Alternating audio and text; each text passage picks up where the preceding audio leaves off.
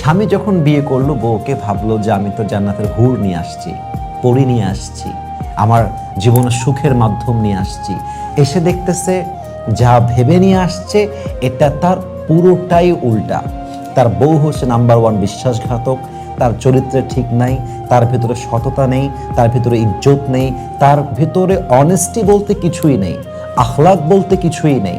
তার পুরো জীবনটাই এত পুরুষের সঙ্গে সে খারাপ কাজে জড়িয়েছে যা স্বামী বলে শেষ করতে পারবে না।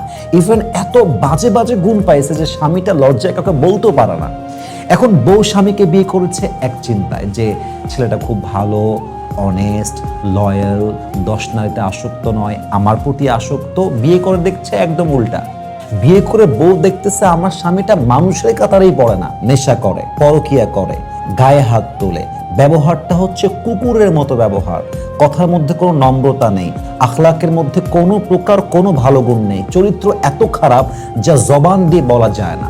এখন স্বামী চায় বউটারে ছাড়তে পারলে বাঁচি, ওরে তালাক দিতে পারলে বাঁচি, বউটা আমার ছাড়লে আমি বেঁচে যাই। বউ চিন্তা করে আমার স্বামীর মতো চরিত্রহীন স্বামী আমাকে তালাক দিলে আমি বেঁচে যাই। আমি কি কথা ভুল বললাম না ঠিক বললাম বলেন?